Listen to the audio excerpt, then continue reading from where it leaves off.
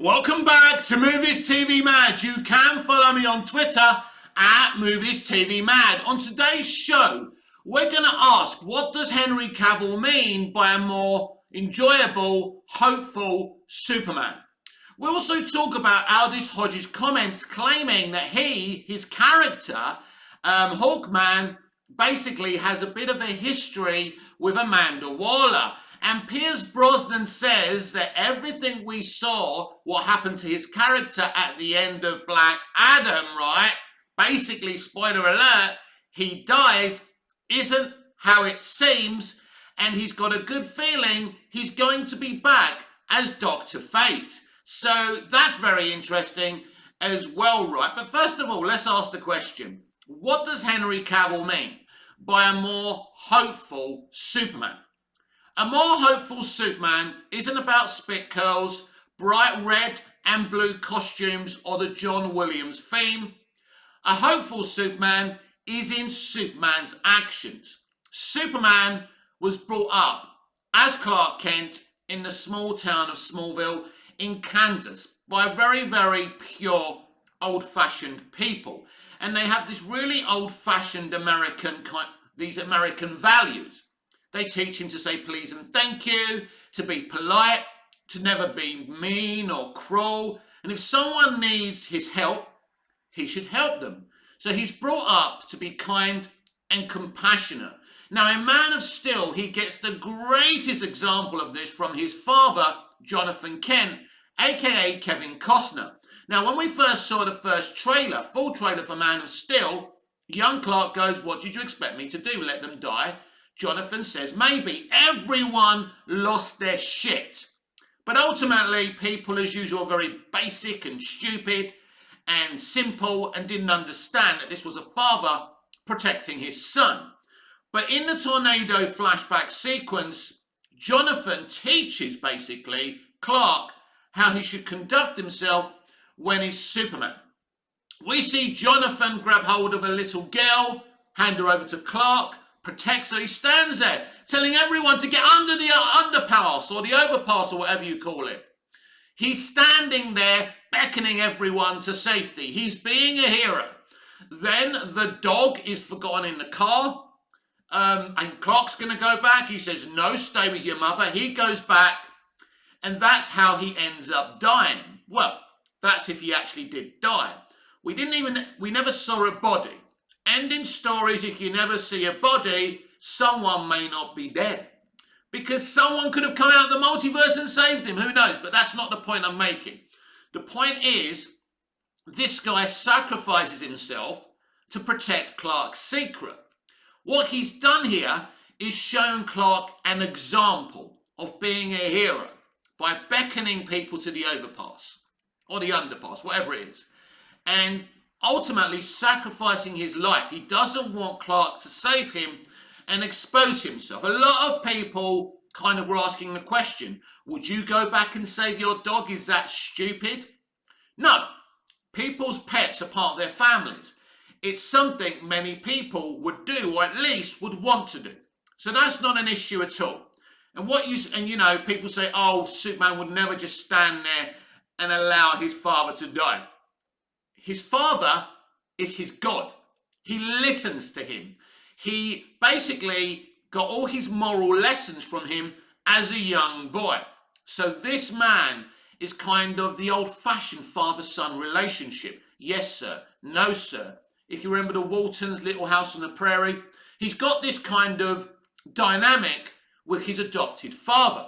So if his father says no, he's going to hesitate and not do it. Of course, he regrets not doing it. He's respecting his father's wishes. Clark is in a very, very, impossible situation there. And so what Jonathan Kent is doing there is being hopeful and inspirational. And he's decided to be the sacrificial lamb so his son can go forward and save not millions, but billions of lives in the future. Because Superman isn't just a hero to our planet. Eventually in the comics, he goes out to different planets and helps them. And a lot of those planets, they don't have a sun that gives him the powers that he has on Earth. So he's a true hero. And the inspiration of this, this true heroism is from his adopted father, Jonathan Kent. And this is what Henry means by being hopeful. It isn't about smiles. It isn't about what fame you use. It isn't about what colour costume you wear. It's about your actions. And this is how Superman, aka Henry Cavill, he's not French, is he? Henry Cavill can portray a more hopeful Superman. It's not like he wasn't a hopeful Superman in Man of Steel. In Man of Steel, he saves a soldier falling out of a helicopter, asking him if he's okay. He saves loads and loads of people. Also, from no fault of his own, lots of people die because this is a Superman in the real world. So the science and the physics of Man of Steel is that he can't save everyone. It's literally impossible, no matter how strong he is, how invulnerable he is, how fast he is, he can't save everyone. If he's fighting Zod, buildings are falling down, people are going to die. Now, I've spoken about my opinion about this putting Superman in the real world. I think this was the problems that the general audience had with Man of Steel, because there was huge criticisms with Man of Steel, but the criticisms were nothing in Man of Steel compared to the criticisms of BVS. But we're not here to talk about that today. We're here to talk about how Henry Cavill can be a more hopeful Superman. And this is how. By implementing the lessons that Jor-El and Jonathan Kent taught him. Basically, being the well-mannered hero he is, having that pure heart he was brought up with, and doing the right thing. And to Superman, doing the right thing is never killing even his enemies. Going forward, after Man of Steel, he's learnt that lesson now. He doesn't want to kill again. So that was a great life lesson for Clark. So this is what a more hopeful Superman is. And it's also with his attitude. By not saying, like he said in BVS, nobody stays good in this world. As I say, it's a line Superman should never utter. And right now you're listening to someone who loves BVS and loves Man of Steel and loves the Snyder Cut. But I think just because you love something, or love someone, it doesn't mean you can't disagree with it or them. I love Zack Snyder, but I can disagree with some of the things he did.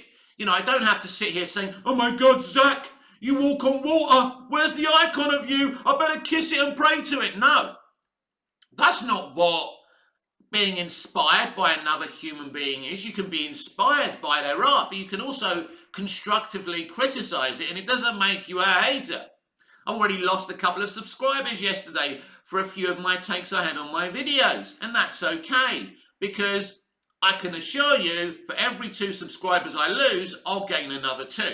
If they're going to unfollow you or unsubscribe to you because they don't like what you say, it was never going to work out. It's like a relationship that was never going to work. You split up or you get a divorce because it wasn't meant to be. You wasn't meant to be subscribed to me because you can't handle any other opinion but the opinion that is yours. And do I want people like that following me who just want a fucking echo chamber? Of course not. So this is how Henry Cavill can be a more hopeful Superman. And I feel this is what Henry means. It's not about stupid gags or smiles. Basically, they were trying to implement a more hopeful Superman in Justice League. And all they had was smiles. Well, I know all about hope, and I'm a big fan of justice. That's not how you do it. And hopefully that's not how Henry and the team are planning on doing it. Now, I spoke yesterday about my theory that $7 will co-produce with Warner Brothers Pictures, of course, the next Superman movie, or even Justice League movie, or whatever they're planning next for Henry Cavill. But I also believe there's a possibility, and I can't pronounce his name, that the director of Black Adam could direct the next Justice League movie, the next Superman movie. Why Mick? Why him? He's not very famous, but he did a very good job visually with Black Adam. No one can say anything different because Henry wants to work with $7. He wouldn't have come back without $7. He trusts them. And even though there's a new, more positive, more vibrant leadership at WB, when you've been scarred by a company or an entity, when I was dumped by my second girlfriend and I found out she was sleeping with everyone apart from the milkman and the postman, I didn't trust women anymore. And it took me a long time to trust another girl, and I was a really young man. So this is like Henry and WB. He trusts $7 because the Garcias are good people who represent him as well. So it wouldn't surprise me if Henry has implemented a situation that the director of Black Adam directs the new Superman movie, Justice League movie, whatever's next. And I am fine with that.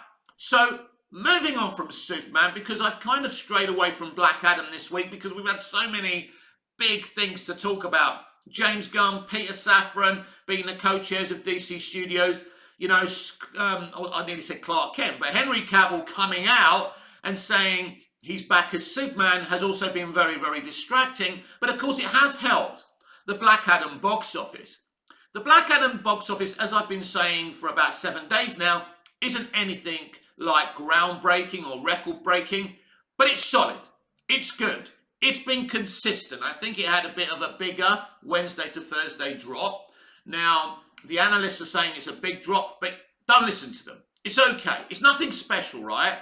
It's just going to do a little bit more, but it's probably going to do better slightly than Shazam.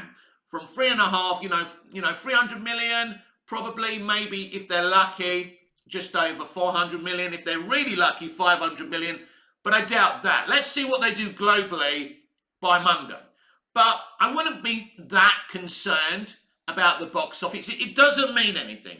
James Gunn and Peter Safran are going to make plans. You know, if Black Adam fails and doesn't make the money that Zaslav wanted, it doesn't mean it's the end of DC movies. We know it's not.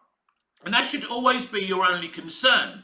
If a movie doesn't do so well in the box office and we don't get, any more DC movies or TV shows ever again because of that box office, then we should be concerned.